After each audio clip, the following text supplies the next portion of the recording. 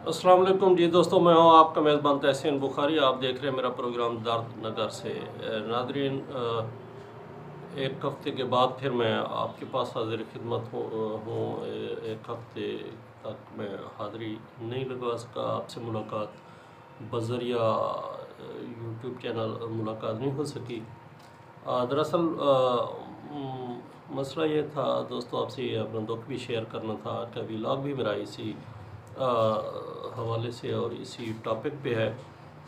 میری ہمشیرہ جو cancer patient تھی اور پچھلے 5-6 ماہ سے وہ کینسر جیسے موذی مرض کے ساتھ جنگ لڑ رہی تھی، ان کا انتقال ہو گیا ہے۔ انا للہ و انا الیہ راجعون۔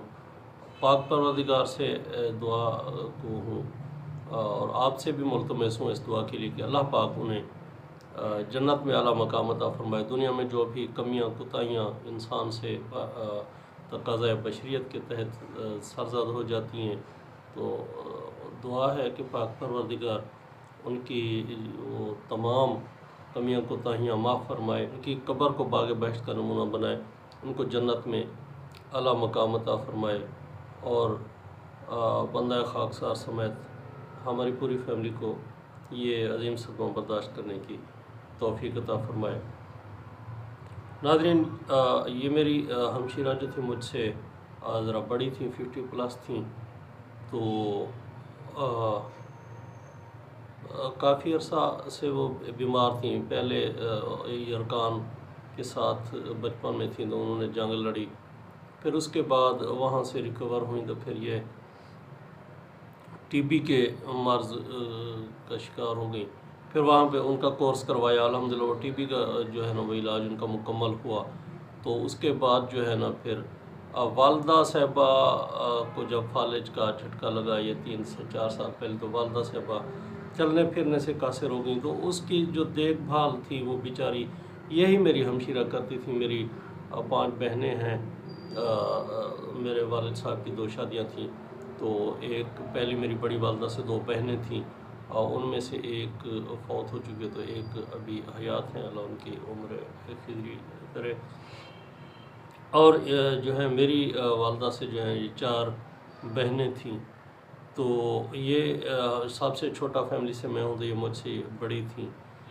تو اللہ پاک نے اولاد سے بھی محروم رکھا تھا، تو پھر یہ زیادہ تر ہم جو ہے نا وہ میرے پاس ہی رہتی تھیں، اور والدہ صاحبہ بھی ادھر ہوتی تھی، تو پھر یہ والدہ صاحبہ کو نہ سنبھالتی تھیں۔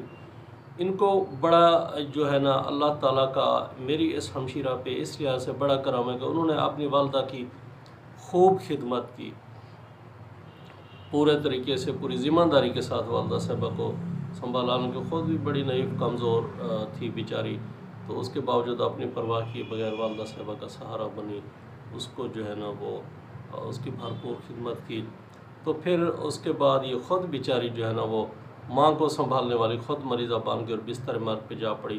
6 ماہ قبل ہم نے جو ہے نا وہ گلے کی رسولی کا ٹیسٹ کروایا، تو جو ہے پتہ چلا کہ جی وہ تو کینسر جیسے موذی مرض کا شکار ہے، اور ڈاکٹر صاحبانوں نے بتایا کہ جی مرض بھی جو ہے وہ آخری سٹیج پہ ہے۔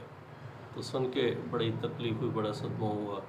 بہرحال اس کے باوجود علاج کی جو سر توڑ کوششیں کی گئیں، جو ہو سکتا تھا، جتنا ہو سکتا تھا۔ ظاہر ہے یہ پیارے رشتے ہوتے ہیں، ان کو مرنے کے لیے تو نہیں چھوڑا جا سکتا، جتنا ہو سکتا تھا کیا، لیکن وہ بیچاری جاں بر نہ ہو سکیں۔ اور پچھلے جو ہے نا، آج کیونکہ ہفتے کا دن ہے، تو پچھلے اتوار کو شام کو، یعنی اتوار اور سوموار کے درمیانی شب جو ہے نا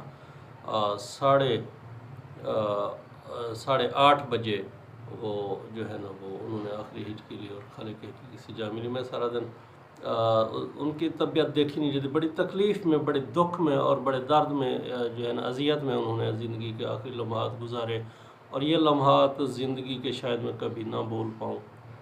تو یہ تکلیف اتنی ہوتی تھی کہ ہم ان کی کروٹ بھی چینج نہیں کر سکتے تھے، چینج کرتے تھے تو وہ جو ہے نا ان کی ایک چیخ سی نکل جاتی تھی، ہڈیوں کا ڈھانچہ بن کر ہے۔ ایسا پتہ نہیں، اللہ کسی کو بھی یہ مرض جو ہے نا وہ نہ دے، کسی کو بھی ایسی تکلیف نہ دے۔ تو کئی گھنٹے مطلب سارا دن ایک ہی سائٹ پہ پڑی رہتی تھی اور ہم سائٹ چینج نہیں کر سکتے تھے۔ بہرحال ایک دکھ ہے، ایک تکلیف ہے، آپ سے شیئر کرنا تھی۔ تو ناظرین محترم، جب سے یہ میری ہمشیرہ پچھلے 3 ماہ سے 4 ماہ سے بستر مرگ پر پڑی، تو باقی 3 بہنوں نے پھر اس کی جو خدمت کی، کیونکہ جس طرح اس نے ماں کی خدمت کی، وہ کہتے ہیں کہ اللہ تعالیٰ جو ہے نا وہ پھر کسی کا حق نہیں رکھتا۔ یعنی آپ اگر کسی کی خدمت کرتے ہیں اور پھر جب آپ کو کسی کی ضرورت پڑتی ہے تو پھر آپ کو بھی خدمت نصیب ہوتی ہے۔ اور میں نے دیکھا وہ 3 بہنیں تھیں تو وہ انہوں نے ڈیوٹیاں سنبھالی تھیں، ایک وہ اپنے گھر بار والی تھیں، اپنے بچوں والی، اپنی فیملی والی تھیں، ایک جو ہے نا وہ بیچاری آتی تھی تو وہ اس کو سنبھالتی تھی، پھر وہ چلی جاتی تھی اپنے گھر، تو دوسری آتی تھی، پھر تیسری آتی تھی۔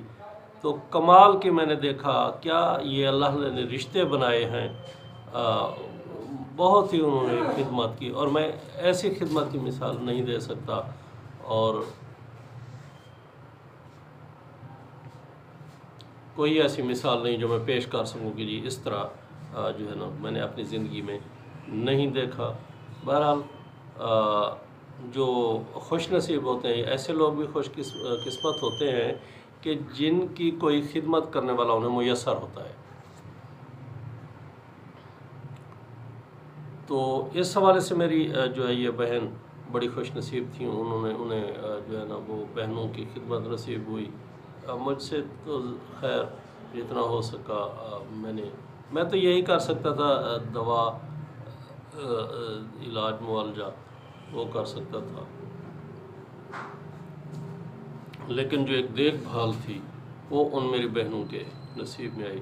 تو ناظرین، میرے آج کے ولاگ کا آج کے دن آپ سے یہ ساری گفتگو کرنے کا مقصد یہ ہے کہ رشتوں کا احساس تب ہوتا ہے جب وہ ہم سے ہمیشہ کے لیے چلے جاتے ہیں، پھر پتہ چلتا ہے کہ کون سے رشتے کی کیا اہمیت ہوتی ہے۔ تو جب سے میری یہ ہمشیرہ دی، یہ میری بیٹیوں کی طرح تھی، بہت ہی پیاری تھی، جب سے گئی دل بوجھل طبیعت اداس ہے، لیکن اللہ کی کرنی کو تو کوئی ٹال نہیں سکتا، اس کے قدرت کے فیصلے تسلیم کرنا ہی پڑتے ہیں۔ لیکن گفتگو کا مقصد یہ ہے کہ اپنے رشتوں کو سنبھال کے رکھیے، بعد میں پچھتانے کا کوئی فائدہ نہیں کہ جی وہ ہمارے جو ہم نے یہ کرنا تھا نہیں کیا، ہم نے یہ نہیں کرنا تھا ہم نے کیا، بعد میں پچھتانے کا کوئی فائدہ نہیں ہے۔ رشتوں کی قدر کیجئے، رشتوں کو سنبھالیے، رشتوں کو یہ ایک کانچ کے شیشے کی مانند ہے، ٹوٹنے سے بچائیے۔ یہ بہن بھائی کا رشتہ، یہ والدین اولاد کا رشتہ، یہ بہت ہی انمول رشتے ہوتے ہیں۔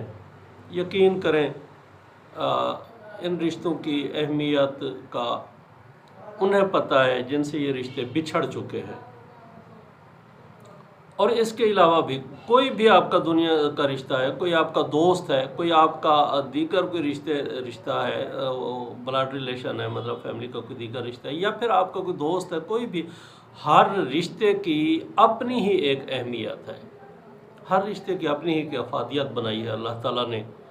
تو بس یہی التجا کرنے کا مقصد صرف یہی ہے کہ رشتوں کی قدر کرنی چاہیے ہمیں، زندگی میں ہی جو ہے ہمیں محبتیں بانٹنی چاہیے۔ کیا ہم نے مطلب یہ بغض، یہ نفرتیں، یہ چھوٹی چھوٹی باتوں پہ رنجشیں یہ نہیں ہونی چاہیے۔ اور خاص طور پہ میں یہ کہوں گا کہ والدین کا دل جو ہے نا وہ انتہائی نرم دل ہوتا ہے، ان کا ہر طرح کا خیال رکھیے۔ اور جو بہنیں ہوتی ہیں یہ تو چڑیا کی مانند ہوتی ہیں، یہ تو چھوٹا سا دل ہوتا ہے، بھائی ہنستا ہے تو وہ آٹومیٹک ان کے چہرے پہ بھی ہنسی ہوتی ہے۔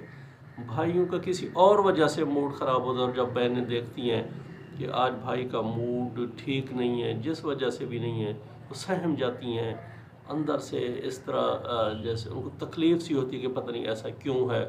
تو نہ چاہتے ہوئے بھی بہنوں کو دیکھ کے مسکرایا کریں، بہنوں کا خیال رکھا کریں خدا را۔ تو بس یہی آپ سے اپیل کرنی تھی، رشتوں کو سنبھال کے رکھیے۔ اپنے میزبان تحسین بخاری کو اجازت دیجیے، اللہ